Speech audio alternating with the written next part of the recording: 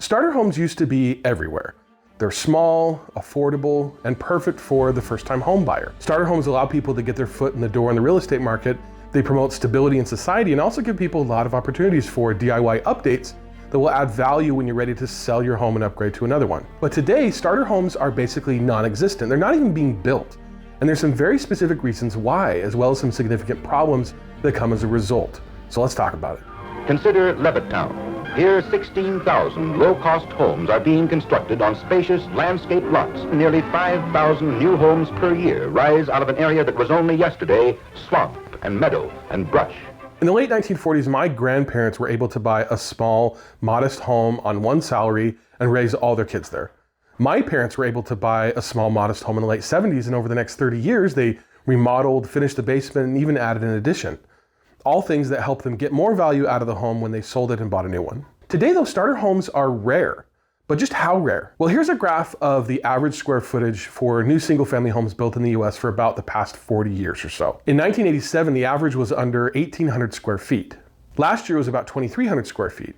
And then in the 2010s, it got as high as 2,700 square feet. In the early 80s, 40% of new homes were under 1,400 square feet. Last year, that number was less than 10%. That's around an 80% decline. Now, bigger homes are inherently more expensive, and the real indicator of a starter home is affordability. But home prices have increased much faster than the square footage increases alone would indicate. Here is a graph of median home prices for that same period.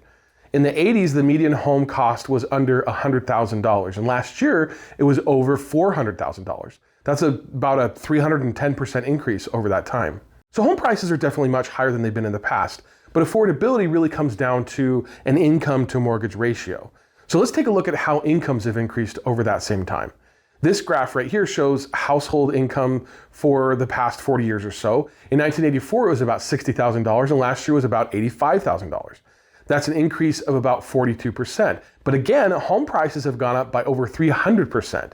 And that reality becomes really stark when you put these two graphs over each other. The gap between incomes and home prices has never been wider. And there are millions of people in this country who want to buy a home but can't. One of the big problems is that we aren't building enough homes in this country, but that's not the only problem. The other problem is that we're not building enough of the right kind of homes, starter homes. Smaller homes, which would be affordable for the first-time home buyer and give people an opportunity to buy into the market like our parents and grandparents did. And also experience the stability that comes from owning a home that you can actually afford. So again, let me ask the question, why are more starter homes not being built in this country? Well, here's the truth. First, land prices have been going up for decades and have become a significant portion of the price of a home, and that is especially true in urban and suburban areas. I'm sure you've heard the saying that, land, they're not making any more of it, right? And that is true. And so the more of it gets used up, the less of it there is, and the more expensive it is. It's a simple supply and demand calculation. This need for land also pushes people further and further out into less populated areas in search of more affordable land. But that's not always possible because of the second problem, which is zoning restrictions. Zoning requirements were first implemented in the early 1900s to ensure a quality of life by making sure that you couldn't park a smoky factory in the middle of a neighborhood. But since then, they've become increasingly complicated and aimed at protecting people who already own homes. These are established people that are already there, and kind of cutting out other people that may want to move in. Now, urban sprawl is a real thing, and as development pushes out further, there tends to be conflict that develops between people who already live there, often called the NIMBYs, or not in my backyard. These are the people who are already established in the area. They tend to like their current lifestyle, their rural lifestyle in many cases, and they don't like all the traffic and the noise and the other problems that development brings. Ever hear of the expression, not in my backyard? Here's the thing though, those people eventually die, and you know what happens next every time? The kids of those people, the inheritors who inherit all of their land, they sell out to developers almost immediately. And the land is then eventually divvied up into subdivisions and homes are built on that land. So in the end, the developers will always win, although it may take decades. But in a world where we need more affordable housing right now, it isn't fast enough to wait for some generation to die out before we have enough land.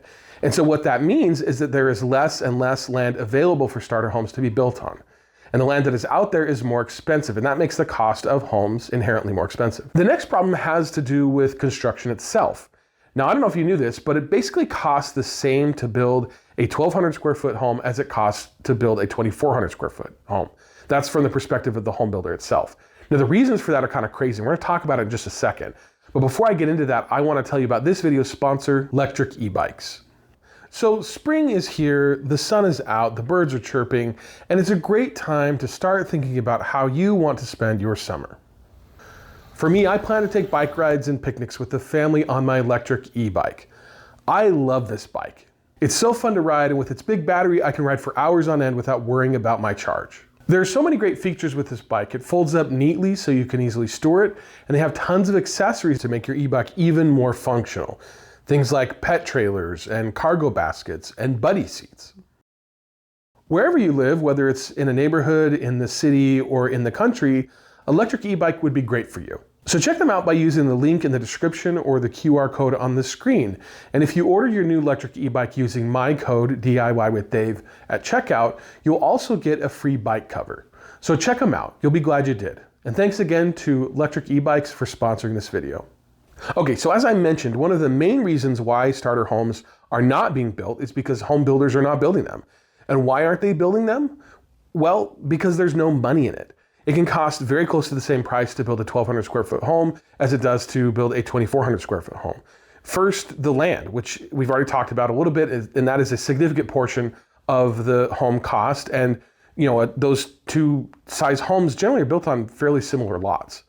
And then there's the fixed cost. Things like permits and appliances generally are going to cost the same, as well as other costs like excavation and foundations that cost very close to the same amount for homes in that size range.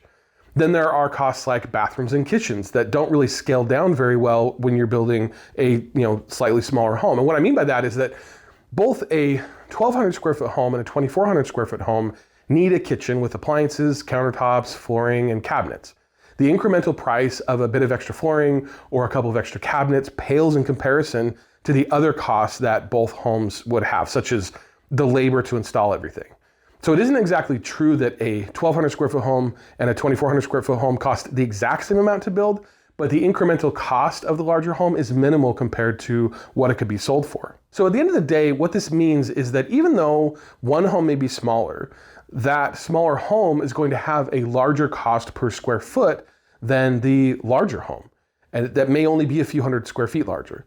But when it comes to time for the builder to sell each home, they're able to sell the larger home for more money, meaning higher margins.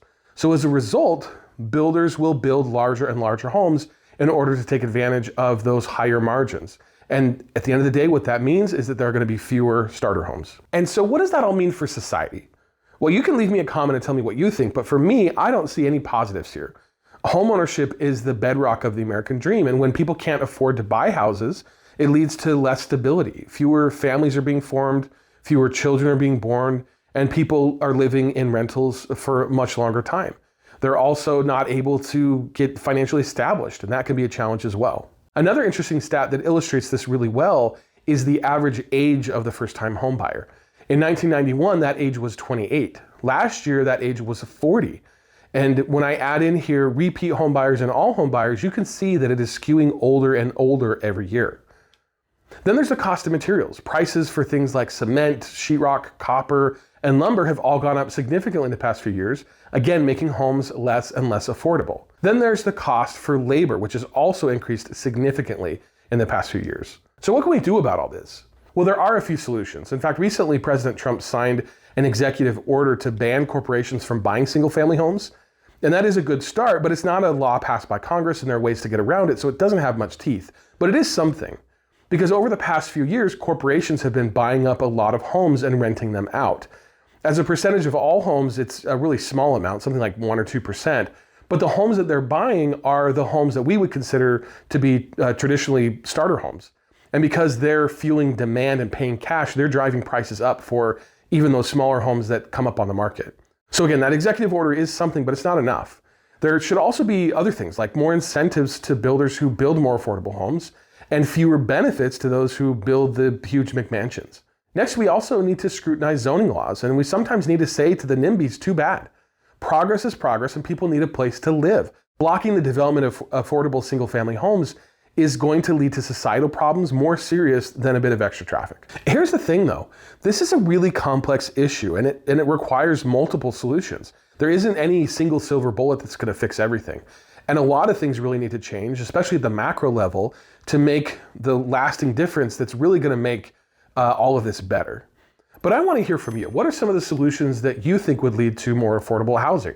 What are some of the solutions that you think would allow the people in your life who may be looking for a home, or even yourself, to buy a home? Leave a comment and let me know your thoughts.